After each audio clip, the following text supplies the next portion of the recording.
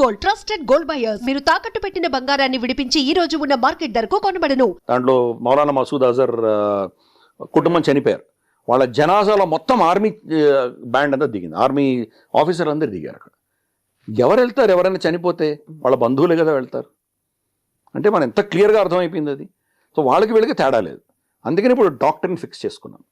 కానీ ఎస్, ఈ అజ్ఞాత బందూకుదారులు మాత్రం వీళ్ళనే టార్గెట్ చేస్తున్నారు. వీళ్ళ హ్యాండ్లర్స్ ఇంతవరకు టచ్ చేయట్లేదు. టచ్ చెయ్యాలని నేను కోరుకుంటున్నాను. భయం అన్నది చాలా ఇంపార్టెంట్.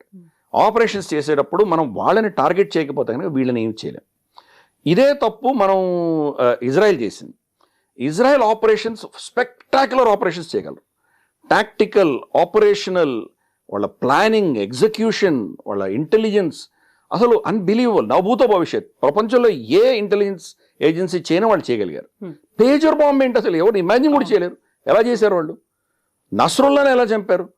ఒక్కరొకరిని, యాహియా సిన్వర్ని ఎలా చంపారు? ఒక్కరొకటి చూస్తే కనుక ఆపరేషన్స్, వాళ్ళు ఇంటెలిజెన్స్ గ్యాదరింగ్ ఎలా చేశారు, మనకు ఎలక్ట్రానిక్ ఇంటెలిజెన్స్ ఎలా ఉంది, హ్యూమన్ ఇంటెలిజెన్స్ ఎలా తెచ్చుకున్నారు, సర్వీలెన్స్ ఎలా చేశారు, 24/7 ఎలా ట్రాక్ చేశారు. ఎప్పుడో మ్యూనిక్లో 1972లో వాళ్ళు చంపిన వాళ్ళని ఒకరొకరిని వెంటాడి చంపారు. అంత స్పెక్టాక్యులర్గా చేయగలిగిన ఇజ్రాయెల్ వీళ్ళ వెనకాల ఉన్న శక్తిని టచ్ చేయలేకపోయింది ఇంతవరకు. వెనకాల ఎవరున్నారు? ఇరాన్.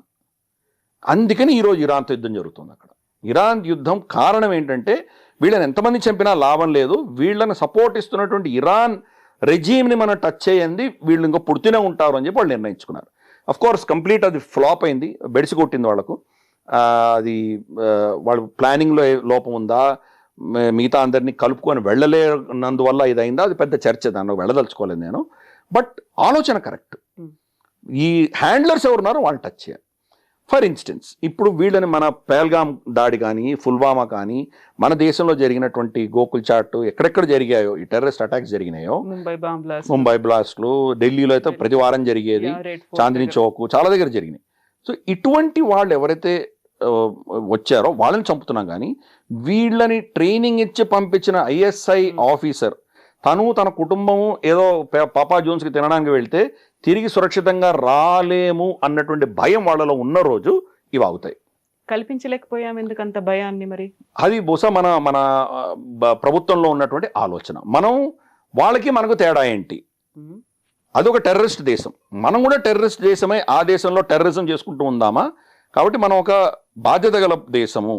మనం ఓన్లీ మన దేశాన్ని హర్ట్ చేస్తున్న వాళ్ళని మాత్రమే మనం వేటాడి చంపుతాము, మిగతా వాళ్ళు మన జోలికి వెళ్ళము అన్నది ఒక సిద్ధాంతం మన దేశంలో ఉంది. Because answerable. మనం మానవ హక్కులు ఉల్లంఘన చేసి ప్రతి ఒక్కరిని చంపేయం కదా. ఇప్పుడు ఫర్ ఇన్స్టెన్స్ మినాబ్ అన్న ఊర్లో, ఒక ఊర్లో వీళ్ళు మనం టామాహాక్ మిసైల్ కొట్టి 170 మంది చిన్న పిల్లల్ని చంపేసింది అమెరికా. ఈ రోజు దాకా జవాబుదారీ లేదు వాళ్ళకి. పైపెచ్చు డొనాల్డ్ ట్రంప్ ఏమంటున్నాడు?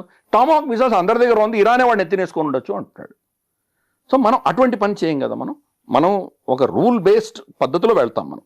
అందుకని మనం దాని గురించి మనం ఎంతవరకు వెళ్ళాలో అంతవరకు వెళ్ళాం. మనం డైరెక్ట్గా ఇప్పుడు వాడితో యుద్ధం చేయదలుచుకోలేదు. మనం వాడు చేసినట్టు వాడు చేయలేడు, వాడికి కూడా కెపాసిటీ ఉంది కదా, వాడి అసెట్స్ కూడా ఇక్కడ ఉన్నారు కదా. పొలిటీషియన్స్ దగ్గర నుంచి తీసుకొని, బిజినెస్ మెన్ దగ్గర నుంచి తీసుకొని, మీడియా దగ్గర నుంచి తీసుకొని, ఎన్జిఓల దగ్గర నుంచి తీసుకొని, రిలీజియస్ తంజీమ్ల దగ్గర నుంచి తీసుకొని, పాకిస్తాన్కి చాలామంది అసెట్స్ ఇక్కడ ఉన్నారు మన దేశంలో. వాడు కూడా చేయొచ్చు కదా, తలుచుకుంటే వాడు కూడా చేయొచ్చు కదా. ఇది ఇలా ఒక సైకిల్లో నడుస్తూనే ఉంటుంది. మనం ఆ సైకిల్లో పడదలుచుకోలేదు. అది ఒక ప్రభుత్వ నిర్ణయం. వ్యక్తిగతంగా అడిగితే కనుక బహుశా అట్లీస్ట్ మనకు జరిగినటువంటి ఘటనల వెనకాల ఉన్నటువంటి వ్యక్తులను మనం ఎలిమినేట్ చేయాలి. తర్వాత ఇప్పుడు ప్లాన్ చేస్తున్న వాళ్ళని టచ్ చేయాల్సిన అవసరం ఇప్పుడు లేకపోవచ్చు, కానీ అట్లీస్ట్ ఓ మెసేజ్ అన్నది వెళ్ళాలి. నువ్వు కూడా సురక్షితంగా ఉండవు అన్న మెసేజ్ మనం పంపించాలి. అది మోదీ గారు ఇచ్చారు. అయితే మన మీద ఎవరైతే అటాక్ చేస్తున్నారో వాళ్ళని మనం తుదం ముట్టిస్తాము అంటూ వాళ్ళని టార్గెట్ చేస్తున్నాం, వాళ్ళని లేపేస్తున్నాం. పహల్గామ్ చూస్తే ద రెసిస్టెంట్ ఫ్రంట్ అనేది సరికొత్త పేరుతో వచ్చింది. జైషే మహమ్మదో, ఇండియన్ ముజాహిదీనో, లష్కరే తోయిబా, ఏదైనా ఇంకో పేరుతో వస్తున్నారు, అటాక్ చేస్తున్నారు. ఆ పని చేసి వెళ్ళిపోయిన తర్వాత మళ్ళీ మనకు ఒక లెటరో లేకుంటే ఏదో మేమే చేసామని అధికారికంగా ప్రకటిస్తున్నారు. ఇంకొక అటాక్కి ఇంకో పేరుతో వస్తున్నారు. ఇవన్నీ మళ్ళీ అదే ఇలా స్ప్రెడ్ అయిపోతుంది తప్ప మళ్ళీ మనం అదే క్వశ్చన్, అవి అంతలా పెంచుకుంటున్నప్పుడు మన మీద అటాక్ చేసిన వాళ్ళనే మేము లేపేస్తాము అంటే ఎక్కడైతే రూట్ కాజ్ ఉందో వాళ్ళు ఇంతలా వైడ్ స్ప్రెడ్ అవుతున్నప్పుడు దాని దాకా వెళ్ళలేకపోతున్నాం. ఆపరేషన్ సింధూర్ చేసినప్పుడు ఏం జరిగింది అనేది మన పార్లమెంటరీ మెంబర్స్ అన్నిటినీ డిఫరెంట్ కంట్రీస్కి పంపించాము. అందరూ డిఫరెంట్ పార్టీల వాళ్ళందరూ అందులో ఉన్నారు. మేము చేసింది కరెక్టే, వాళ్ళు చేసింది తప్పు అని చెప్పేటువంటి ఒక సపోర్ట్ అనేది వాళ్ళ దగ్గర నుంచి తీసుకున్నాం.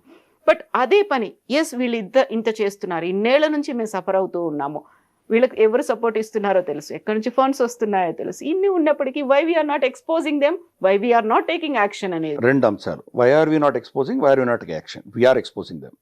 ప్రతి అంశంలో కూడా మనం ఇంటర్నేషనల్ ఫోర్సెస్ పవర్స్ ఏమున్నాయో వాళ్ళకు కూడా తెలుసు. ఆపరేషన్ సింధూర్ మనం ఇంత చేసాం. మనం 2 న్యూక్లియర్ శక్తి ఉన్నటువంటి దేశాలు 2వ ప్రపంచ యుద్ధం తర్వాత ఇంతవరకు ఎప్పుడూ కాన్ఫ్లిక్ట్లో లేవు, యుద్ధం చేసుకోలేదు. మొట్టమొదటిసారి మనం చేసాం. ఇన్ఫ్యాక్ట్ బాలాకోటే ఫస్ట్ టైం మనం ఇంటర్నేషనల్ బార్డర్ దాటి వెళ్ళి కొట్టొచ్చాం. అంతకంటే ముందు 2 న్యూక్లియర్ పవర్ దేశాలు ఎప్పుడు యుద్ధం చేయలేదు. అది చేసాం. ఆపరేషన్స్ ఇంకో లెవెల్కి వెళ్ళిపోయాం మనం. ఒక్క దేశం అంటే ఒక్క దేశం అన్న మనల్ని ప్రశ్నించిందా? మీ మీద ఆంక్షలు విధిస్తాము, మీరు చేస్తే కనుక న్యూక్లియర్ యుద్ధం వచ్చే ప్రమాదం ఉంది, మేము అది చేస్తాం ఇది చేస్తాం వాడు అన్నాడా? డొనాల్డ్ ట్రంప్ అన్నాడు కదా, డొనాల్డ్ 250% టారిఫ్లను పెంచుతారు. అది యుద్ధం అయిపోయినాక మాట్లాడాడు. యుద్ధం జరుగుతున్నప్పుడు ఏమైనా మాట్లాడా? అది క్లెయిమ్ చేసుకునే ప్రయత్నం చేశాడు. అది వేరే పాలిటిక్స్, అది వేరే పాలిటిక్స్. అది యాక్చువల్గా డొనాల్డ్ ట్రంప్ ఆపలేదు, చైనా ఆపింది. అది దానికి అది వేరే నెరేటివ్. అది ఆల్టుగెదర్ డొనాల్డ్ ట్రంప్ అది హైజాక్ చేసే ప్రయత్నం చేశాడు. మనకు పార్లమెంట్ సాక్షిగానే మోదీ గారు చెప్పారు, తర్వాత మన స్పోక్స్ పర్సన్ చాలా క్లియర్గా చెప్పారు. 22 ఏప్రిల్ మనకు పెహల్గాం ఘటన జరిగిన రోజు డొనాల్డ్ ట్రంప్ ఫోన్ చేసి సంతాపం ప్రకటించాడు ఆయన మోదీ గారికి. తర్వాత జూన్ 15, 20 ఈయన కెనడాకి వెళ్తుంటే మనకు వీళ్ళది G7 సమ్మిట్లో పిలిచినప్పుడు, మార్క్ కార్నీ పిలిచినప్పుడు మోదీ గారు వెళ్తుంటే అప్పుడు ఫోన్ చేశాడు డొనాల్డ్ ట్రంప్. అంటే ఈ ఆపరేషన్ సింధూర్ జరుగుతున్నప్పుడు ఆయన దగ్గర ఫోన్ లేదు, చాలా స్పష్టంగా చెప్పాం. కాబట్టి ఆయన క్లెయిమ్ చేయడం అన్నది ఆయన విజ్ఞతకు వదిలేద్దాం, ఆయన పాలిటిక్స్ ఆయన చేసుకుంటున్నాడు. కానీ ఒక్కటంటే ఒక్క దేశం పోనీ అలా అన్న, అది కూడా మన పేరు చెప్పలేదు. నేను యుద్ధం ఆపాను అన్నాడు, కానీ భారతదేశం చేసి ఉండకూడదు అని అనలేదు, వీళ్ళ మీద ఆంక్షలు విధిస్తానని అనలేదు. ఒక్క దేశం అంటే ఒక్క దేశం అనలేదు. సరే ఈ వెస్టర్న్ దేశాలు పక్కన పెడదాం, ముస్లిం దేశాలు ఒకటి కూడా అనలేదు. ఆఖరికి పాకిస్తాన్కి ఫుల్గా సపోర్ట్ చేసినటువంటి టర్కీ వ్యక్తులు చనిపోయారు అక్కడ మన ఆపరేషన్ సింధూర్ మనం కొట్టిన దెబ్బకు. వాళ్ళు యాక్చువల్గా వాళ్ళ డ్రోన్స్ అని, టర్కీ డ్రోన్స్ అని వాళ్ళు ఆపరేట్ చేస్తున్నారు. పాకిస్తాన్ వాళ్ళకి ఎలా ఆపరేట్ చేయాలో తెలియదు. మనకి ఎక్కడి నుంచి వాళ్ళ కమాండ్ కంట్రోల్ సెంటర్ ఉందో దాన్ని కొట్టాం మనం. దాంట్లో టర్కీ ఆపరేటర్స్ కూడా చనిపోయారు. టర్కీ మన మీద ఆంక్షలు విధించలేదు, టర్కీ మన మీద ఏమనలేదు. కాబట్టి బలం ఉన్నవాడిని అందరూ గౌరవిస్తారు. ఇది ఫస్ట్ మనం గుర్తుపెట్టుకోవాలి. మనం ప్రతి యుద్ధం తర్వాత నేర్చుకుంటాం ప్రతిదీ. మనకు ఫర్ ఇన్స్టెన్స్ మనకు అజ్మల్ కసాబ్ వాళ్ళు 10 మంది ఇక్కడికి వచ్చి ముంబైలో అంత ఘటన చేసేంత వరకు మన నేవీ డిఫెన్సెస్ మనకు అంత పటిష్టంగా లేవు. ఇప్పుడు బలపరుచుకున్నాం మనం. ఒక్క షిప్, ఒక చిన్న బోట్ వచ్చినా మనం దాన్ని ట్రాక్ చేయగలం, పట్టుకోగలం, పర్ఫెక్ట్గా చేయగలుగుతున్నాం మనం. అలాగే మనకు అజర్బైజాన్, అర్మేనియా మధ్యలో యుద్ధం జరిగినప్పుడు డ్రోన్స్ యొక్క శక్తి ఏంటో మనం చూసాం మనం. తర్వాత మనకు గల్వాన్ ఘటన జరిగేసరికి మన సూర్యాపేట్ కొల్ల సంతోష్ బాబు గారి బలిదానం జరిగే టైంకి మన దగ్గర డ్రోన్స్ లేవు. డ్రోన్ అన్న ఆలోచన కూడా లేదు మనకి. డ్రోన్స్ ఉంటే ఆయన చనిపోయేవారు కాదు. మన డ్రోన్ వెళ్ళి చూసేది, చైనా వెళ్ళారా, చైనీస్ పిఎల్ఏ వెళ్ళిందా లేదా మనం చెక్ చేసి ఉండేవాళ్ళం. ఫిజికల్గా ఆయన వెళ్ళి చెక్ చేయాల్సి వచ్చింది. అప్పుడు ఘటన జరిగింది, ఆయన చనిపోయారు. అది ఘటన జరిగింది. అది ఆ రోజు అంటే 2025లో మనకు ఆపరేషన్ సింధూర్ జరిగింది. 5 సంవత్సరాలలో ఎంత పటిష్టమైనటువంటి డ్రోన్ టెక్నాలజీ మన దగ్గర వచ్చింది. 5 ఇయర్స్ మనం మొత్తం వాడు ఒక్క డ్రోన్ కూడా మన డిఫెన్స్ ఎస్టాబ్లిష్మెంట్ టచ్ చేయకుండా మనం పెంచగలిగాం. కెపాసిటీ పెంచుకున్నాం, పాఠాలు నేర్చుకుంటున్నాం. అలాగే ఆపరేషన్ సింధూర్లో మనం చేసిన టాక్టికల్ స్ట్రాటజిక్ తప్పులు ఏమైనా ఉన్నట్టు దాన్ని సరిదిద్దుకుంటున్నాం. అందుకనే మోదీ గారు ఇచ్చినటువంటి స్టేట్మెంట్స్ అన్ని మనం చాలా క్లియర్గా వినాలి. ఖూన్ ఆర్ పానీ నహీ బహ సక్తా హై, ఇండస్ వాటర్ ట్రీటీ ఆపేసాం మనం. సంవత్సరం తర్వాత ఈరోజు విలవిలలాడిపోతున్నారు వాళ్ళు. యునైటెడ్ నేషన్స్ సెక్యూరిటీ కౌన్సిల్కి వెళ్ళారు, యునైటెడ్ నేషన్స్ జనరల్ అసెంబ్లీకి వెళ్ళారు. ప్రతి దేశానికి వెళ్ళి ఇండస్ వాటర్ ట్రీటీని మళ్ళీ స్టార్ట్ చేయించండి, మాకు నీళ్ళు వదలండి, భారతదేశం మీద ఒత్తిడి తీసుకురావడం అని చెప్తాను. ఎవరి కుంపట్లో వాళ్ళు పెట్టుకున్నారు, ఎవరు బిజీగా వాళ్ళందరూ బిజీగా ఉన్నారు. ఎవ్వడు వినట్లేదు పాకిస్తాన్ అన్నమాట. ఆఖరికి వాళ్ళు ఏం చేశారో లంచం ఇచ్చి ఒక థింక్ ట్యాంక్, చాటమ్ హౌస్ అని ఒక థింక్ ట్యాంక్ ఉంది, వాళ్ళతోటి ఒక ఆర్టికల్ రాయించారు. ఇది కనుక మీరు రిలీజ్ చేస్తే ఒక మానవతా దృక్పథంలో అక్కడ ప్రజల్ని ఆదుకున్నటువంటి వాళ్ళు అవుతారు, అదొక అట్మాస్ఫియర్ క్రియేట్ అవుతుంది, దానివల్ల చర్చలు స్టార్ట్ చేయొచ్చు. భారతదేశం ఇంత పెద్ద సూపర్ పవర్ అయినప్పుడు రూల్స్ బేస్డ్ వరల్డ్ ఆర్డర్ని వాళ్ళు గౌరవించాలి. ఈ లెక్చర్లన్నీ ఇచ్చారు. ఏం డొనాల్డ్ ట్రంప్ కింద చెప్పట్లేదు రూల్స్ బేస్డ్ ఆర్డర్ని ఫాలో అవ్వమని? ఎవరు ఫాలో అవుతున్నారు? ఒక్క చైనా ఫాలో అయిందా? ఇన్ని నీతులు చెప్తుంది ఇప్పుడు చైనా. అక్కడ పోయి ఫిలిప్పైన్స్ దీవులన్నీ కబ్జా చేసి కూర్చున్నారు వాళ్ళు. వియట్నాం దీవులను కబ్జా చేసి కూర్చున్నారు వాళ్ళు. వియట్నాం అక్కడ డ్రిల్లింగ్ చేసిందంటే వాళ్ళు వచ్చి వాళ్ళ మీద దాడులు చేస్తారు. జాపనీస్ నీళ్ళల్లో వచ్చి వాళ్ళు చేపలు ఎత్తుకుపోతారు. సో బలం ఉన్నవాడిదే రాజ్యం అక్కడ, మత్స్య న్యాయం. కాబట్టి వాడు మనకు లెక్చర్ ఇచ్చే పరిస్థితులు ఎవడు లేడు. ఈ విషయం మనం అర్థం చేసుకోవాలి. అందుకని ఈ యొక్క పరిస్థితులలో భారతదేశం మనం ఎలా ప్రవర్తించాలనేది మనం క్లారిటీ ఉండాలి. మోదీ గారు ఇచ్చిన ఈ రెడ్ లైన్స్ ఏవైతే ఉన్నాయో, trade and talks terror cannot go together అన్నారు. సో వాణిజ్యం ఆపేస్తాం, కంప్లీట్గా ఆపేస్తాం. యాక్చువల్గా మనం ఆపలేదు, పాకిస్తాన్ ఆపింది. ఆర్టికల్ 370 సవరణ చేసిన తర్వాత పాకిస్తాన్ ఆపేసింది. హై కమిషన్ కూడా వాళ్ళే వెనక్కి పంపించారు, మనం పంపించలేదు. వాణిజ్యం వాళ్ళే ఆపేసుకున్నారు. మనం టారిఫ్లు వేసాం వాళ్ళ మీద. అంత గతంలో ఉన్నటువంటి మోస్ట్ ఫేవర్డ్ నేషన్ ఏదైతే వాళ్ళకి స్టేటస్ ఇచ్చామో అది విత్డ్రా చేసాం. ఏకపక్షంగా మనం ఇచ్చాం అప్పుడు ప్రభుత్వాలు, వాళ్ళు మనకి ఇవ్వలేదు. సో అది విత్డ్రా చేసాం. మామూలు టారిఫ్లు వేసాం, వాళ్ళు వెళ్ళిపోయారు. సో అన్నీ కూడా ఏంటంటే మోదీ గారు ఈ రెడ్ లైన్స్ డ్రా చేశారు. టెర్రరిస్ట్ని సమర్థిస్తూ వాడిని ప్రేరేపించి పంపించినటువంటి శక్తిని వేరువేరుగా చూడము అన్నారు ఆయన. మా దేశంలో టెర్రరిస్ట్ ఘటన జరిగితే దానికి ప్రతీకారం ఉండి తీరుతుంది అని చెప్పారు ఆయన. న్యూక్లియర్ బ్లాక్మెయిల్ పనిచేయదు అని చెప్పారు ఆయన. మా దగ్గర న్యూక్లియర్ బాంబులు అని మమ్మల్ని బెదిరించకండి, న్యూక్లియర్ బాంబులు ఉన్నా లేకపోయినా మమ్మల్ని మీరు టచ్ చేశారంటే మేము మిమ్మల్ని వదిలిపెట్టమని చెప్పారు. కాబట్టి ఈ రెడ్ లైన్స్ అన్ని మనకు పాలసీ అయిపోయినాయి ఇప్పుడు. అది కాబట్టి ఇప్పుడు గతంలో చేసినటువంటి తప్పిదాలు అందామా, లేదా అప్పుడు మనకు ఉన్నటువంటి ఆలోచన మారిపోయింది. ఇప్పుడు కూడా మనకు నో ఫస్ట్ యూజ్ డాక్ట్రిన్ ఉంది మనకి. న్యూక్లియర్ మనం ఫస్ట్ అటాక్ చెయ్యము అని అంటున్నాం. ఒకసారి మీ ఢిల్లీ మొత్తం లేచిపోయిన తర్వాత ఇంకేం మాట్లాడుతున్నారు మీరు? వాడు బాంబు వేసాడు ఢిల్లీ మీద, ఢిల్లీ మొత్తం. ఎందుకంటే అప్పుడు హిరోషిమా నాగసాకినే ఆ బాంబులకే మొత్తం ఊర్లు ఎగిరిపోయినాయి. ఇప్పుడున్నట్టు పవర్ఫుల్ న్యూక్లియర్ వెపన్స్ చేసాడు మొత్తం ఢిల్లీ మొత్తం ఎగిరిపోతుంది. అటువంటిది ఏమైనా చేస్తే ఇంకా దానికి మళ్ళీ సెకండ్ అటాక్ చేయడం ఏంటి? Too late already. దాన్ని పర్మిట్ చేస్తామా మనం? నో ఫస్ట్ యూజ్ అనేది మనకు నిజంగా అవసరమా? ప్రభుత్వం ఏం చేసిందంటే అది డాక్టర్ని మార్చలేదు, కానీ డౌట్లు క్రియేట్ చేశాం. మనోహర్ పరికర్ గారు ఉన్నప్పుడు చెప్పారు. ఆయన ఏం చెప్పారంటే, ఎస్ ఆ డాక్టర్ని మనకి ఇప్పుడు కూడా ఉంది, కానీ క్రెడిబుల్ ఇన్ఫర్మేషన్ మాకు వచ్చి వీళ్ళు న్యూక్లియర్ అటాక్ చేయబోతున్నారు అని మాకు ఇన్ఫర్మేషన్ వస్తే మేము కొడతామన్నాం. ఎవడు చూశాడు? వాడు చేశాడు లేదు, ఎవడు చూశాడు? అమెరికా ఏం చేసింది? వాడి దగ్గర ఇరాక్లో వెపన్స్ ఆఫ్ మాస్ డిస్ట్రక్షన్ ఎవడు చూశాడు? ఎవడు చూడలేదు. వెళ్ళి కొట్టొచ్చారు. మొత్తం కొట్టి సద్దాం హుసేన్ పీకేసిన తర్వాత చూస్తే అక్కడ వెపన్స్ లేవు, మాస్ డిస్ట్రక్షన్ ఏమీ లేవు. వాడు ఎవరిని అడిగాడు అమెరికాని? రేపు పాకిస్తాన్ మీద వాడిని దాడి చేయదలుచుకుంటే కొడతాం, వాళ్ళు న్యూక్లియర్ అటాక్ చేస్తాం. వాడు మా మీద న్యూక్లియర్ అటాక్ చేస్తున్నాడు మాకు క్రెడిబుల్ ఇన్ఫర్మేషన్ వచ్చి చెప్తాం. క్రెడిబుల్ ఎవడు చూశాడు? కొట్టదలుచుకుంటే కొడతాం. ఆ డౌట్ పాకిస్తాన్లో పెట్టాం ఈరోజు. ప్లస్ ఆపరేషన్ సింధూర్లో చాలా ఆఖరి రోజు మనం చేసినటువంటి హిట్స్ ఏవైతే ఉన్నాయో క్లియర్ మెసేజ్ పంపించాం వాళ్ళకి. ఎటువంటి మెసేజ్ పంపించాము? వాళ్ళ న్యూక్లియర్ బాంబ్ అనేది ఏదో మామూలుగా ఇట్లా ఇసిరేటెడ్ దీపావళి టపాకి కాదమ్మా. అది దానికి ప్రోటోకాల్స్ ఉంటాయి. దాన్ని పంపించాలంటే దానికి నావిగేషను, దానికి కొప్లింగ్ చేయాలి, దాన్ని మేల్ ఫీమేల్ కొప్లింగ్ అంతా ఉంటుంది. దాని మిసైల్ని తీసుకొచ్చి ఫిసైల్ మెషీన్లు పెట్టాలి, దానిలో చాలా ఉంటుంది, కోఆర్డినేట్స్ పెట్టాలి, ఇంత దానికి అంతా ఉంటుంది. అది దానిని అస్త్రాన్ని ప్రయోగం చేయడానికి కావాల్సిన వ్యక్తులు ఎవరైతే ఉంటారో వాళ్ళ స్క్రీనింగ్ ఇంత అంత కాదు, విపరీతంగా ఉంటుంది. ఎందుకంటే ఇరాన్లో వాళ్ళందరూ మొసాడ్ ఏజెంట్సే, వాళ్ళందరూ ఇన్ఫిల్టర్ అయిపోయారు. మొసాడ్ ఇన్ఫిల్టర్ అయిపోయింది అక్కడ.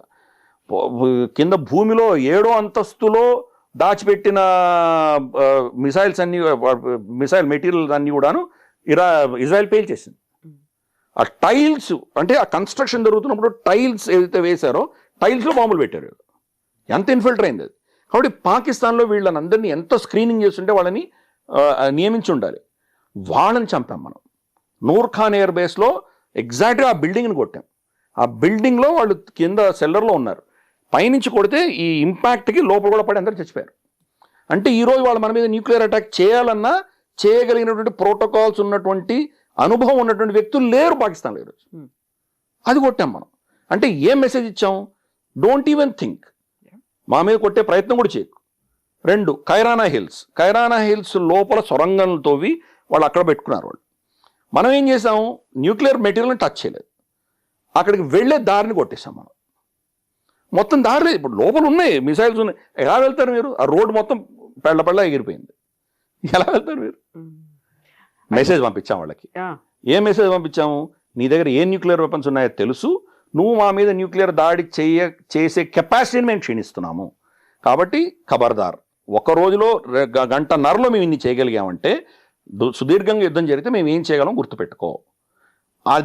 ఇది జరిగిన తర్వాత మోదీ గారు స్టేట్మెంట్ ఇచ్చారు, న్యూక్లియర్ బ్లాక్మెయిల్ పనిచేయదు మాతోటి అని ఇచ్చారు. కాబట్టి మోదీ గారు ఇచ్చిన ప్రతి స్టేట్మెంట్ వెనకాల మనం యాక్చువల్గా ఏం చేసాం ఆపరేషన్ సింధూర్లో, పాకిస్తాన్ ఎటువంటి పిచ్చి పనులు చేసింది, దానికి ఎటువంటి సమాధానం మనం ఇచ్చాము, ఇవన్నీ కూడా దాంట్లో మనం క్యాలిబ్రేట్ చేసి చూడాలి. అందుకనే నెక్స్ట్ అటాక్ జరిగితే కనుక నువ్వు అడిగిన ప్రశ్నకి సమాధానం ఇంత చెప్పాల్సి వచ్చింది. దాని వీళ్ళ వెనకాల ఉన్నటువంటి శక్తులను కూడా మనం వదిలిపెట్టాము, వాళ్ళని కూడా టార్గెట్ చేస్తాం. ఇంతవరకు చేయలేదు, చేసి ఉండవలసిందే నాలాంటి వాళ్ళు సజెషన్ ఇస్తారు. కానీ ప్రభుత్వం యొక్క పాలసీ అంతవరకు మనం దాన్ని టచ్ చేయొద్దు, ఓన్లీ టెర్రరిస్ట్ని టచ్ చేద్దాం అన్నటువంటి ఒక పాలసీ వాళ్ళకు ఉండేది. మోదీ గారి యొక్క ఈ స్టేట్మెంట్ వల్ల ఇప్పుడు వాళ్ళ వెనకాల ఉన్న శక్తులు కూడా మనం టార్గెట్ చేయబోతున్నాం. So wait and watch. మీరు చేస్తే మేము ఈ పని చేస్తాము, మీరు ఎప్పుడు చేస్తారా అని మనం ఎదురు చూస్తూ కూర్చున్నట్టుగా ఉంటుంది ఆ పరిస్థితి అయితే. బట్ అక్కడ పాకిస్తాన్లో మొత్తం టెర్రరిజం అనేది లేకుండా పోతుందా, అన్నిటినీ మనం తొలగించేస్తామా అనే దాంతో పాటుగా కశ్మీర్ సమస్య అది సాల్వ్ అవుతుందా? మనం ప్రతిసారి బెలూచిస్తానికి మనం సపోర్ట్ చేస్తున్నాం, అది ముక్కలైపోతుంది ఇలాంటివి అనుకుంటాము, ఆ తర్వాత నిజంగా పాకిస్తాన్ అస్తిత్వమే లేకుండా పోతుంది. ఇవన్నీ కూడా ప్రాక్టికల్గా పాసిబుల్ కాదేమో అనేటువంటి ఒక డౌట్. మళ్ళీ ద్వైపాక్షిక సంబంధాలు ఎప్పుడైనా నమ్మొచ్చా? మన నైబర్స్ని మనం చూస్ చేసుకోలేం, but always it will be there with us, మనతో పాటు పక్కనే ఉంటుంది. కాబట్టి ఆ రెండింటి మధ్య ఉండేటువంటి సంబంధాల కోసం ఏమైనా చేస్తారా? అంటే మనం ఎప్పుడు కూడా ఓపెనే. ఇప్పుడు కూడా వాణిజ్యం ఎవరు ఆపేశారు? మనం ఆపలేదు. ఆర్టికల్ 370 తర్వాత వాళ్ళు ఆపేశారు. ఇమ్రాన్ ఖాన్ ట్రేడ్ మినిస్టర్ కూడా, prime minister plus trade commerce minister కూడా అతనే. కామర్స్ మినిస్ట్రీ రికమెండ్ చేసింది భారతదేశంతో మళ్ళీ ట్రేడ్ మొదలు పెడదాము, ఎక్కడి నుంచో దుబాయ్ నుంచి తెచ్చుకుంటాం, చాలా ఖర్చుతో కూడినటువంటిది. ఇక్కడైతే వాగా బార్డర్, అట్టారీ బార్డర్లో మనకు చాలా తక్కువ ధరలో వచ్చేస్తాయి ఉల్లిపాయలు, టమాటాలు ఇవన్నీ కూడాను. సో ఓపెన్ చేద్దామని అన్నారు. ఓపెన్ చేద్దామని చెప్పి వాళ్ళ పాకిస్తానీ ఎంబసీ, ఢిల్లీలో ఉన్న ఎంబసీకి ఒక ట్రేడ్ అటాచ్ని కూడా వాళ్ళు ప్రపోజ్ చేశారు. ఇది ఎవరు చేశారు? Commerce minister Imran Khan. Cabinet మీటింగ్లో కూర్చొని ప్రైమ్ మినిస్టర్ ఇమ్రాన్ ఖాన్ దాన్ని తిరస్కరించాడు. ఎవరు చేశారు? వాళ్ళు చేసుకున్నారు, మనమే ఆపలేదే. ఇప్పుడు కూడా వాళ్ళు మన ఫార్మస్యూటికల్ ఇండస్ట్రీకి పైసలు ఇవ్వాల్సిన బకాయిలు చాలా ఉన్నాయి. వాళ్ళ కుక్క కాటుకి, పాము కాటుకి కావాల్సిన వ్యాక్సిన్స్, ర్యాబిస్ వ్యాక్సిన్స్ మన దగ్గర నుంచి కొన్నారు. వాళ్ళ దగ్గర ఏమీ లేవు. ఇప్పుడు దుబాయ్ నుంచి కొనాల్సి వస్తుంది. మేడ్ ఇన్ దుబాయ్ బ్రాండ్ పెట్టి మనమే అమ్ముతున్నాం వాడికి. అంత లాంగ్ రూట్ వెళ్తుంది. వాడి పిచ్చి మనమే ఆపలేదే. వాడి దగ్గర నుంచి మనం ఏం తీసుకుంటాం? వాడి మనకి ఎక్స్పోర్ట్ చేసే టెర్రరిజం తప్ప ఏమీ లేదు. వాడు మనకి ఇవ్వగలిగిన వస్తువులు ఏమీ లేవు. సిమెంట్ ఇచ్చేవాడు గతంలో, సిమెంట్ అక్కర్లేదు మనకే. ఇప్పుడు సమృద్ధిగా ఉంది, ప్రొడక్షన్ మనకు బాగానే ఉంది కాబట్టి వాడు అక్కర్లేదు మనకి. ఏమిస్తాడు? మనకేం ఇవ్వడు. మొత్తం వాళ్ళ ఎకానమీ కుదేలవుతుంది. వాడు ఏం చేయగలడు? కాబట్టి పాకిస్తాన్ చేసుకుంది, మనం ఏం చేయలేదు. అలాగే కర్తార్పూర్ కారిడార్ ఇప్పుడు కూడా ఇంకా నడుస్తూనే ఉంది కదా, మనమే ఆపలేదే. అలాగే ట్రైన్ ఆపేసాము, మనం సంజోతా ఎక్స్ప్రెస్ ఆపేసాము, మనకు థార్ ఎక్స్ప్రెస్ ఆపేసాము, ఇవన్నీ ఆపేసుకున్నాం. కానీ ఎమర్జెన్సీకి సంబంధించినటువంటి అంశాలలో రాకపోకలని ఇప్పుడు కూడా ఉన్నాయి. ఫర్ ఇన్స్టెన్స్ మనకు ఆపరేషన్ సింధూర్ అప్పుడు చాలామంది ఇక్కడ ఉన్నటువంటి పాకిస్తాన్లు వెనక్కి పంపించేసాం మనం. అప్పుడు కోఆర్డినేట్ చేయాల్సి వచ్చింది కదా. అలాగే అక్కడి నుంచి పొరపాటున సరిహద్దు దాటి కొంతమంది వస్తారు, కొన్ని ప్రాంతాల్లో వాళ్ళు పొరపాటున ఇటు వచ్చేస్తారు. వాళ్ళని పట్టుకొని మళ్ళీ వాళ్ళకి హ్యాండ్ ఓవర్ చేసేస్తాం మనం. సో కోఆర్డినేషన్ అనేది ఏదో ఒక లెవెల్లో ఉంటుంది, అస్సలు ఉండదని కాదు.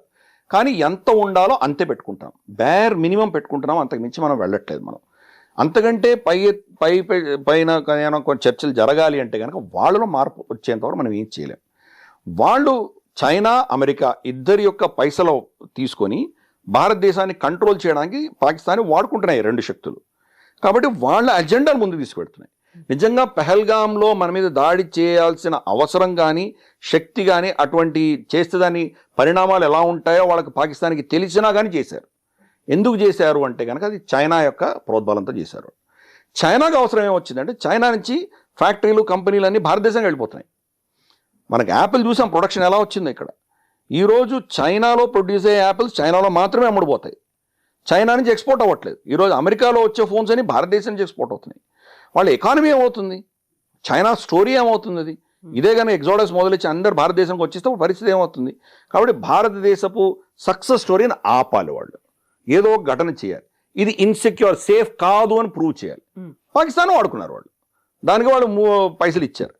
మొత్తం 10 నుంచి 12 బిలియన్ డాలర్ ఖర్చు అయింది ఆపరేషన్ సింధూర్కి సంబంధించి వాళ్ళ నష్టాలు ఎవరికి పాకిస్తాన్కి వచ్చాయి. చైనాను అమెరికా ఇచ్చేసేవాళ్ళు మొత్తం పైసలు ఇచ్చేసే. World Bank 40 billion dollars loan sanction చేశారు. ఆ లోన్ వీడు ఎప్పుడు రీపే చేయరు వాళ్ళు. IMF ఆల్రెడీ $7 బిలియన్ వాళ్ళకి ఆల్రెడీ నడుస్తుంది ప్యాకేజ్. చైనా వాళ్ళకి పైసలు ఇచ్చింది. నష్టమే వచ్చింది. యుద్ధం చేయడం వల్ల లాభమే వచ్చింది, నష్టమేం రాలా. ఎందుకంటే ఈ శక్తులు వాళ్ళని వాడుకుంటున్నాయి. సో ఇంత వాడకం అనేది జరుగుతూ ఉన్నప్పుడు పాకిస్తాన్ కూడా అది బెనిఫిటే అవుతున్నప్పుడు ఎప్పటికీ కూడా ఇది ఎవర్ గ్రీన్ లాగే అలాగే ఉంటుంది కదా, ప్రతిసారి అలా భగ్గుమంటూనే ఉంటుంది కదా, చల్లారడం కానీ లేకపోతే ఇలాంటి ఇష్యూస్ లేకుండా అరాచకాలు లేకుండా ఉండలేదా కాదా? ఇప్పటిప్పట్లో మనకు అటువంటి ఏమంటారంటే సమస్యకు పరిష్కారం అనేది మనకు కనిపించదు అమ్మ. ప్రతి దేశానికి ఒక నైజం ఉంటుంది, ఒక DNA ఉంటుంది. పాకిస్తాన్ DNA ఏంటి? పాకిస్తాన్ అది దేశమే కాదు, మన దగ్గర నుంచి వెళ్ళిందే కదా అది. మన నుంచి విడిపోయారు వాళ్ళు, కానీ పాకిస్తాన్ అనేది దేశం కాదు. పాకిస్తాన్ అనేది ఒక భావజాలం. ఈరోజు పాకిస్తానీ ఐడెంటిటీ ఏంటి? మీ ఐడెంటిటీ ఏంటి అంటే వాళ్ళకి ఐడెంటిటీ లేదు. ఏంటి? నెగటివ్ ఐడెంటిటీ ఉంది. మేము హిందువులం కాదు, మేము భారతీయులం కాదు. సరే, మీరు హిందువులు కాదు, భారతీయులు. మీరెవరు తెలియదు. ఒకసారి అరబ్బులు అంటారు. అరబ్ వాళ్ళు ఏంటో మీరు అరబ్బులా, మీకు మాకేం పోలిక, అసలు మీరెవరు, మీరు మ్లేచ్చులు అంటాడు వాడు అరబు. లేదు మేము పర్షియన్స్ అంటారు, ఇరానియన్స్ అంటారు, మాది 5000 సంస్కృతి, మీరు అసలు మీరు మన్న విడిపోయి వచ్చారు, మీరు మాతో పోలిక ఏంటని వాళ్ళు అంటారు. లేదు మేము తుర్కులం అంటాడు. టర్కీ అంటాడు, మేము మొత్తం విశ్వవిజేతలం, మేము నువ్వేవాడు అంటాడు. వాళ్ళకి ఐడెంటిటీ లేదు, పాజిటివ్ ఐడెంటిటీ లేదు, నెగిటివ్ ఐడెంటిటీ మాత్రమే ఉంది. So ideology. బంగ్లాదేశ్ విడిపోయినా కానీ పాకిస్తాన్ గెలిచింది. పాకిస్తాన్ అన్న ఐడియాలజీ గెలిచింది. రేపటి రోజు మనం ఆపరేషన్స్ ఇందుకు కొట్టొచ్చాం కదా, పాకిస్తానే గెలిచింది. సో ఈ ప్రతి యుద్ధం 1947 నుంచి ఈ రోజు వరకు జరిగిన ప్రతి యుద్ధం పాకిస్తానే గెలిచింది వాళ్ళ ప్రకారం. So ideology, it's an ideological state. China యొక్క నైజం ఏంటి? విస్తరణవాదం, ఎక్స్పాన్షన్. ప్రతి సంవత్సరం పొలిట్ బ్యూరోకి మేము ఎన్ని చదరపు కిలోమీటర్లు కబ్జా చేసుకున్నామని చెప్పాలి వాళ్ళు, భూమి మీద కానీ సముద్రంలో కానీ. కజాఖ్స్తాన్ని కబ్జా చేసుకున్నారు, కిర్గిస్తాన్ కబ్జా చేశారు, భారతదేశాన్ని కబ్జా చేశారు, నేపాల్ గ్రామాలు కబ్జా చేశారు, భూటాన్ కబ్జా చేశారు. వాళ్ళు కబ్జా చేయని దేశం లేదు, ప్రతి దేశాన్ని కబ్జా చేసుకుంటూనే ఉన్నారు. సముద్రంలో కబ్జా చేసుకున్నారు. ఆఖరికి ఇంటర్నేషనల్ కోర్ట్ మనకు అన్క్లాస్ అని చెప్పేసి United Nation convention on law of seas వాళ్ళు ఇచ్చినటువంటి డెసిషన్ ప్రకారము ఫిలిప్పైన్స్కి చైనాకి మధ్య జరిగిన డిస్ప్యూట్లో ఫిలిప్పైన్స్దే కరెక్ట్ అని చెప్పినా కానీ కూడా ఇది మాదే అని చెప్పి వాళ్ళు బిగుసుకూర్చున్నారు. కాబట్టి వాళ్ళ నైజం ఏంటంటే ఎక్స్పాన్షనిస్ట్, ఒక ఫ్యాసిస్ట్, ఒక ఏమంటారంటే విస్తారవాదం ఉన్నటువంటి ఒక డిక్టేటోరియల్ దేశం అది. పేరు చైనీస్ కమ్యూనిస్ట్ పార్టీ పెట్టుకున్నారు, కమ్యూనిజం ఏం లేదు దాంట్లో.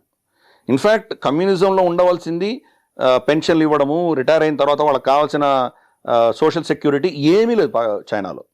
So it's not a communist country, it is a dictatorship, fascist dictatorship China. అలా ప్రతి దేశం ఒక నైజం ఉంటుంది. మన నైజం ఏంటి? ఎక్కడేసిన గొంగళి అక్కడే, స్టేటస్ కో దేశం మనం. వాడు చైనా 5 కిలోమీటర్ల లోపలికి వచ్చేసాడు, ఇప్పుడు ఏం చేద్దామని మన్మోహన్ సింగ్ అని అడిగితే సరేలే వదిలే, అక్కడ ఏం పండదు కదా వదిలే, ఇంకా మళ్ళీ రావద్దని చెప్పు వాడికి అంటాడు. అంతే, స్టేటస్ కో. యుద్ధం చేయదలుచుకోలేదు, గొడవ పెట్టుకోదలుచుకోలేదు. అది మన నైజం, స్టేటస్ కో దేశం మనం.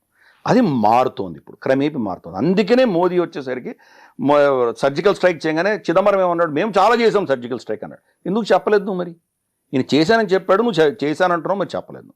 సో ఇవి మారుతున్నాం మనం కూడా. ప్రభుత్వాలు అంటే ప్రభుత్వాలు ఏ వచ్చినా కానీ కూడా మెల్లిగా మనం కూడా మారుతున్నాం. ఫర్ ఇన్స్టెన్స్ వాజ్పేయి గారు కార్గిల్ యుద్ధం అప్పుడు లైన్ ఆఫ్ కంట్రోల్ దాటద్దండి అని చెప్పారు. ఎందుకు?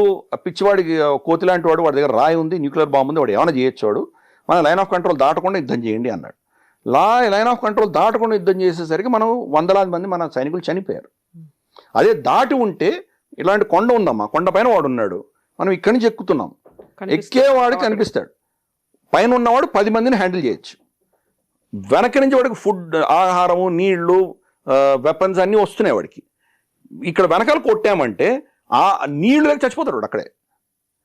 కానీ పర్మిషన్ ఇవ్వలేదు మనకు అక్కడ వెళ్ళడానికి. అందుకని సప్లై చైన్ కట్ చేయలేదు మనం. అది నేర్చుకున్నాం. ఇప్పుడు అలా కాదు, మనం వెళ్ళి కొడుతున్నాం. మనం టాక్టికల్గా ఏం చేయాలో చేస్తున్నాం. మనం ప్రతి యుద్ధం తర్వాత నేర్చుకున్నాం. మనం ముంబై దాడులు చేసినప్పుడు అందరు మన్మోహన్ సింగ్ అని తిట్టారు, మీకు ఆప్షన్స్ ఇచ్చారు, సర్జికల్ స్ట్రైక్ ఆప్షన్ ఇస్తే మీరు రిజెక్ట్ చేశారన్నారు. కానీ మనకు ఆ కెపాసిటీ లేదు. మళ్ళీ పాకిస్తాన్ రిటాలియేట్ చేసినా మన దగ్గర కెపాసిటీ లేదు. అప్పటి నుంచి ఇప్పటిదాకా కెపాసిటీ పెంచుకున్నాం మనం. కాబట్టి ఈ రోజు మోదీ గారు కొట్టగలుగుతున్నారు. మోదీ గారు కొట్టారంటే మోదీ గారిది ఒకటే కాదు, మోదీ గారి కంటే ముందర మనకు వచ్చిన అనుభవం ఆధారంగా ప్రభుత్వాలు క్రమేపీ మన కెపాసిటీ బిల్డ్ చేసుకుంటూ వెళ్ళినాయి. కెపాసిటీ ఈరోజు ఉంది కాబట్టి మనం కొట్టగలిగాం పాకిస్తాన్. ఈ సంవత్సరం లోపు రమారమి 184,000 కోట్ల ఆర్డర్స్ ఇష్యూ చేసాం మనం. గణనీయంగా మన శక్తి పెంచుకున్నాం మనం. అప్పుడు వాళ్ళు చూసింది సెకండ్ గేర్ అయితే ఇప్పుడు 5th గేర్కి వెళ్ళిపోయాం మనం. సడన్గా ఎక్కడికో వెళ్ళిపోయాం, డిఫరెంట్ లెవెల్కి వెళ్ళిపోయాం. Integrated air command control system మనకి ఏదైతే ఉందో దాన్ని మోదీ గారు 10 ఏళ్లలో మొత్తం అన్ని ఊర్లకి ఇస్తానన్నారు ఆయన. డిఫెన్స్ ఎస్టాబ్లిష్మెంట్ కదా అన్నిటికీ ఎక్స్టెండ్ చేస్తామని సుదర్శన్ చక్ర పేరు పెట్టారు ఆయన. అలాగే మనం చూస్తే కనుక directed energy weapon systems DEWs అంటారు, అంటే లేజర్ వెపన్స్ తెచ్చుకుంటున్నాం మనం. స్వామ్ డ్రోన్స్ని టేక్ డౌన్ చేయడానికి మన చిన్న చిన్న పిల్లలు హైదరాబాద్, బెంగళూరు,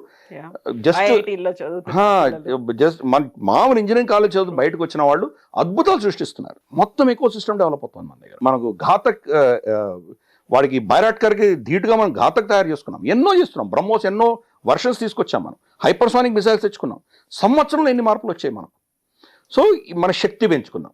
నెక్స్ట్ టైం యుద్ధం జరిగితే కనుక మన లెవెల్ ఆఫ్ రెస్పాన్స్ డిఫరెంట్గా ఉండబోతుంది. వాడు చైనా నుంచి కొనుక్కుంటాడు, వాడు ఊరుకోలేడు, వాడు కూడా కొనుక్కుంటున్నాడు.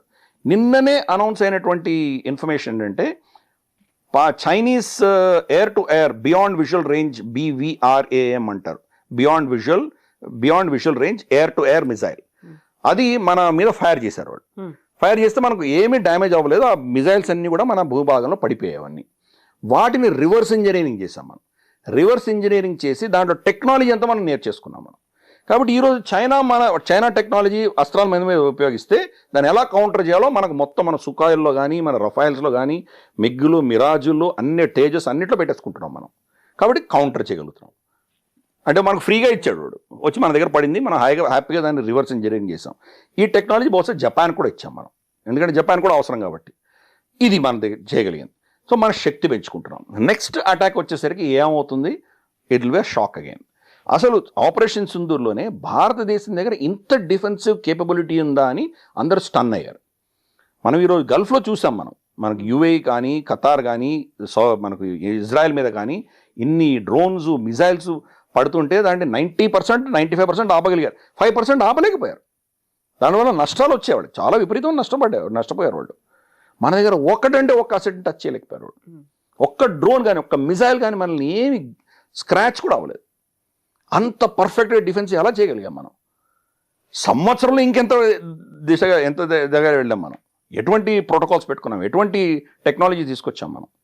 కాబట్టి అఫ్కోర్స్ ఇది ఎండ్ కాదు, ఎందుకంటే మనకు Pakistan is not a target. ఇది మనకు China major adversary, even America is an adversary. మనకు ఆపరేషన్ సింధూర్లో పాకిస్తానే కాదు, మనం 3 న్యూక్లియర్ దేశాలు, ఒక నేటో దేశం, 4 దేశాలతో యుద్ధం చేసాం మనం. పాకిస్తాన్ న్యూక్లియర్ దేశం అయితే, చైనా న్యూక్లియర్ దేశం అయితే, అమెరికా న్యూక్లియర్ దేశం. వీళ్ళ టెక్నాలజీస్ని మనం అటాక్ చేసాం.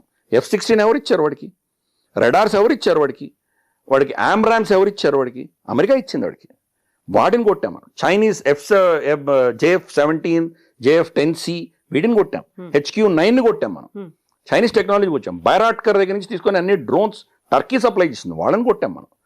సో ఇది ఏంటంటే ఈ యొక్క నెరేటివ్లో టెక్నాలజీ వర్సెస్ టెక్నాలజీ యుద్ధం. రష్యా దగ్గర నుంచి మన దగ్గర టెక్నాలజీ ఉంది, ఫ్రాన్స్ నుంచి ఉంది, జర్మనీ నుంచి, ఇజ్రాయెల్ నుంచి, మనకు USA నుంచి, ఇన్ని దేశాలు మన టెక్నాలజీ. ఒకరికొకరు మాట్లాడుకోవు. ఇది నేటో టెక్నాలజీ రష్యాతో మాట్లాడుకోదు, రష్యా టెక్నాలజీ నేటోతో మాట్లాడుకోదు. ఇన్ని టెక్నాలజీస్ పెట్టుకొని దీనిపైన మనం వేరే ఇంటగ్రేషన్ మనం పెట్టి మనం కొట్టాం. సో మన సక్సెస్ స్టోరీ అనేది చిన్న సక్సెస్ స్టోరీ కాదమ్మా. కాబట్టి అంత సక్సెస్ అయినా కానీ కూడా సంవత్సరంలో మళ్ళీ వేరే లెవెల్కి వెళ్ళాం మనం. కాబట్టి ఇవన్నీ కూడా ఏంటంటే కనుక Pakistan is not our threat. Pakistan ఒక ఐడియాలజీ. ఆ ఐడియాలజీ అన్ఫార్చునేట్లీ సరిహద్దుకి ఈవల వైపు కూడా ఉంది. స్పాన్సర్ అవుతుంది. స్పాన్సరే కాదు, ఇక్కడ కూడా దాన్ని సమర్థించే వాళ్ళు ఉన్నారు. ఫర్ ఇన్స్టెన్స్ ఆర్టికల్ 370 అధికరణ సవరించేటప్పుడు మన తెలంగాణ నుంచి TRS నేత, పేరు నేను చెప్పదలుచుకోలేదు, ఆయన పార్లమెంట్లో చర్చలో దిగ్గజ నేత, కాంగ్రెస్ నుంచి వచ్చినటువంటి నేత, మీరు ఎవరో అనుకోవచ్చు, గుర్తుపెట్టుకోవచ్చు, రాజ్యసభలో ఆయన చెప్పిన స్టేట్మెంట్ ఏంటంటే భారతదేశం పాకిస్తాన్ విడిపోవడం మత ప్రాతిపదికన కానే కాదన్నాడు ఆయన. జిన్నాకి నెహ్రూకి మధ్యలో ఉన్నటువంటి విభేదాల వల్ల విడిపోయింది, అది అసలు మతం సంబంధమే లేదని ఆయన స్టేట్మెంట్ ఇచ్చాడు పార్లమెంట్ సాక్షిగా. ఇది మనకు ఉన్నటువంటి నేతృత్వం. పాకిస్తాన్ ఎందుకు వెనకేసుకొస్తున్నాం మనం? వాళ్ళు ఏదో రఫాయల్ కొట్టామని చెప్తే కనుక మనం ప్రభుత్వాన్ని, మనకి ఏమీ జరగలేదు. ఇన్ఫాక్ట్ నేను అఫీషియల్గా చెప్తున్నాను మీ ఛానల్లో, ఒక్క రఫాయల్ కూడా మనం కోల్పోలేదు. నాకు అక్కడ ఉన్నటువంటి వ్యక్తులతోటి నాకు అంటే అడ్వైజర్స్ ఎవరున్నారో వాళ్ళతో చాలా మందితో మాట్లాడాను నేను. ఒక టెక్నికల్ స్నాగ్ వచ్చింది మనకు, వాళ్ళు మన సోర్స్ కోడ్ ఇవ్వాలన్నందువల్ల.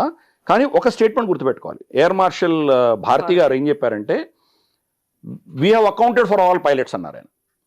అంటే అర్థం ఏంటి, ఎవరు చావలేదు, ఏం అవ్వలేదు. సో అది ఒక క్రాష్ ల్యాండ్ అయింది, దాన్ని మళ్ళీ రిపేర్ చేసుకున్నాం, ఇట్స్ ఫుల్లీ ఆపరేషనల్. అది ఏదైతే మనకు BS-022 ఉందో అదే ఫ్లైట్లో ప్రెసిడెంట్ ముర్ము గారిని తీసుకెళ్ళాం మనం. ఆ నంబర్ అదే పనిగా డిస్ప్లే చేసాం మనం. అంటే ఏమీ అవ్వలేదని అర్థం చేసుకోవాలి. బట్ స్టిల్ ఇక్కడ మనం ఏమంటున్నారు, అయిపోయింది, మా రఫాల్ కొట్టేశారు, అయిపోయింది, అసలు భారతదేశం ఓడిపోయింది. సో ఈ నెరేటివ్, పాకిస్తానీ నెరేటివ్ సరిహద్దుకు ఆవలి వైపు ఈవలి వైపు కూడా ఒక నెరేటివ్ అన్నది నడుస్తోంది. అది మన ప్రాబ్లం అంతే, మన అంతర్గతమైన ప్రాబ్లమ్సే. కానీ టెక్నికల్గా పాకిస్తాన్ని ఎదుర్కోవడం అనేది మనకు అస్సలు ప్రాబ్లం కాదు. చైనా కూడా అదే పరిస్థితి. చైనాకు ఉన్న 81% పాకిస్తాన్లో ఉంది చైనీస్ టెక్నాలజీ, దాన్ని ఓడించాం కదా మనం. So we can handle China also. ఇద్దరిని సైమల్టేనియస్గా మనం రక్షించుకోవచ్చు. చైనాను ఓడించలేకపోవచ్చు, కానీ చైనా మనల్ని ఏమీ చేయకుండా మనం తట్టుకోగలిగే శక్తి మన దగ్గర తప్పకుండా ఉంది.